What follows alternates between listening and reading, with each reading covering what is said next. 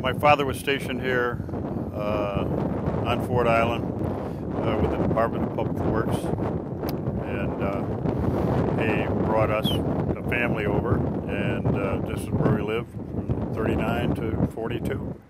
Well, Quarters K was the Admiral's quarters, and the whole area knew about the dungeon that we called it. Was like two turrets of 5-inch with 5-inch guns originally, and they were not they were immobilized by the time we lived here. But the dungeon was a very popular place for us kids, and when the attack on Pearl Harbor, it turned out to be a refuge or an air raid shelter, whatever, for many of the families up here on Nob Hill, as they call it now.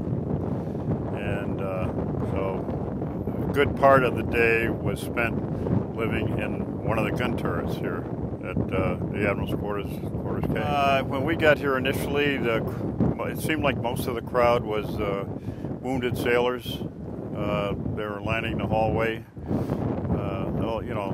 all covered in oil, and some were bleeding, some were moaning, and I would say, from my perspective, my own little world was a gun turret that most of us kids were put into. So what happened out there, how many people got into it or out of that area, I couldn't honestly tell you. Well, initially, the biggest one being Arizona. At the time that thing blew up, one of my brothers, Jim, and I were being pulled into the house by my father, and we just barely got inside the back door, and this tremendous explosion, loudest noise I've ever heard, even now. Nothing exceeds it, and at the time, we didn't know, but it was the Arizona blowing up. And after that, it wasn't concussion so much as it was the noise, too. The airplanes flying and the shooting, and by this time, the United States the Navy started firing back, and that just added to the total noise factor. And it became scary at that point. It was the second part of the attack. The attack was in two waves, and first wave we rode out at home just down the road from the Admiral's quarters, and the second part of the attack we stayed at the Admiral's quarters in the dungeon. And of course, if the noise stopped, that didn't mean the anxiety and the fear of an invasion had gone away. So I'm not sure we got moved any too quickly, and we did not go back into our quarters. We ended up going to the new BOQ, as it was called then, and we ended up having to share rooms with Navy families that live up here in this Nob Hill area.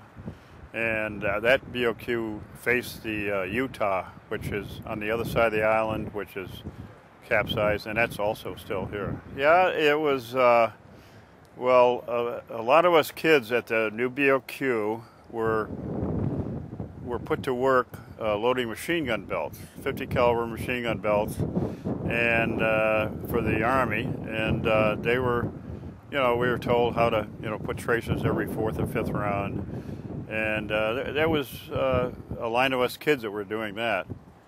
I also remember the night of December 7th, there was a gunfire started. I mean, large guns. And we all had to run out into the hall of the BOQ and get under these tables that had been placed out in the hall. And from underneath, sitting down on the floor, and the floor was polished, you could see the bright light that was coming through the end, I don't know whether it was a door or windows or what, and it would flash across the floor. And it was gunfire that went on, so we thought the Japanese had come back and were attacking again. This is at nighttime.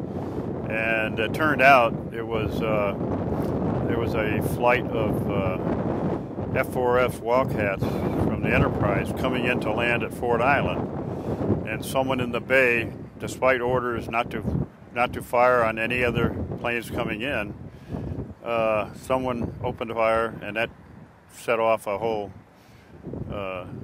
a whole bunch of shooting, and we ended up shooting down and killing a few of the pilots. But that stood out in my mind. It was the gunfire that night. And also, for a few days afterwards, you get out to the front of the BOQ and you turn around and you look toward where the Arizona was, and the black smoke from that was so intense, and it flowed in a sort of a westerly direction, I believe, and it was stayed at the same altitude, it seemed like, going sideways. You know, it came up and then it went like that, and it formed a black backdrop to the American flag that was